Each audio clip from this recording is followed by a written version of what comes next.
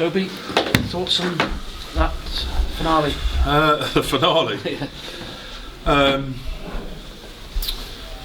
Well, let's start with the first bit that leads to the finale. So, you're always going to struggle to control games if you turn the ball over 35 times. And that's the facts. So, that's down to a lot of things.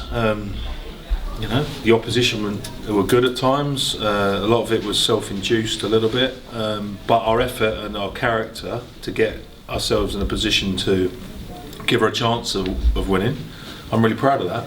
And I think that's more like certainly much better improvement from what we saw in the Munster team, where we certainly weren't at our best and didn't look like the things that we pride ourselves on. So yeah, there is some good in the bad, but as I said, if you make that amount of errors and are inaccurate to that degree, it's always going to be tough.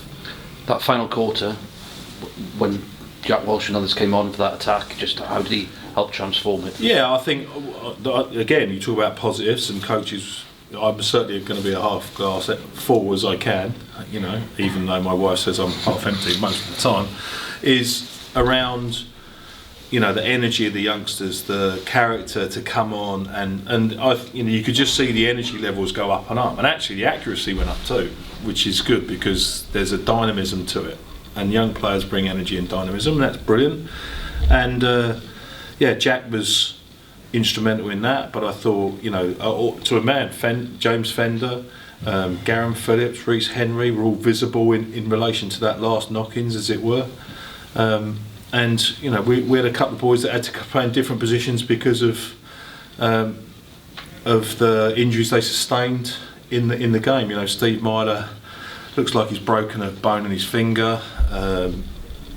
Yestin Hopkins' back seized up. So we were, and obviously Morgan Morris left the field with a HIA. So it was more on reaction and circumstance rather than being deliberate.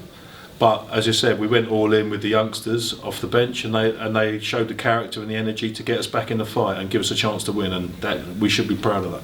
What do you say to Jack Walsh? Because he's put a kick over there to get you a result at Scarlet at the beginning of the season. Yeah, exactly, it's got nothing to do with that. Look at the 35. I'm more interested in the 35 inaccuracies than what Jack Walsh did in the last 20 seconds.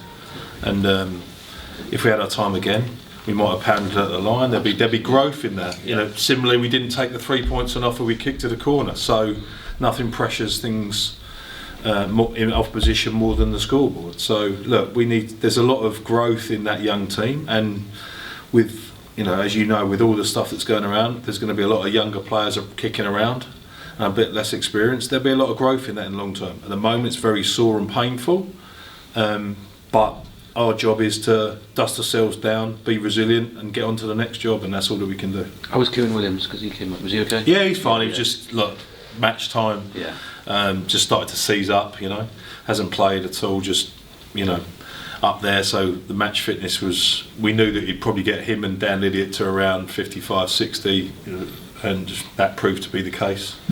Sam Parry didn't have that luxury, but Sam's been doing a little bit more for a bit longer. So. With games not coming on alternate weeks, you can afford to push some a little bit further. You've got to wait 3 weeks now for the next game. Yeah, I mean that's part and parcel of the crazy schedule. But in a way, with the younger group, obviously with the amount we contribute and having that younger group, actually it provides development time and learning time. So actually, it's not the end of the world, but we would like some continuity for sure, because you want to go out there and put it right under match pressure. Thank you. You mentioned a lot of the youngsters. Just a word about Yestin Hopkins till he went off. Looked like he'd been out there a lot, didn't he? Mm-hmm. And that's the best thing you can say about him. Class, earned his starting position from his little cameo in Munster. Was excellent under the high ball, under pressure, created line breaks. He's a good one for the future for sure. Just, can you put your finger in the inconsistency? It's a different side to the one that wins at Leicester and Montpellier. But yeah, I think. Well, look at the teams for starters. People learn how to win, and levels of performance are often around personal standards, personal moments. And as young players, you've got a little bit of that in there. But it wasn't. I don't think this is a youngster thing. I think it was an accumulation of, at key moments your line out doesn't function. We didn't get into 3 phases.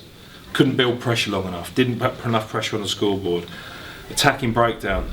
There's lots of little bits, but when you put them all together, they add up to 35, and we spent too much time in our half and defending rather than applying pressure to them. And what was great was, in the last 10, 12, 15 minutes, we managed to turn that back into, and that's why we're in the contest. We play an invasion game. You need to spend time in opposition's half, in particular in opposition's 22.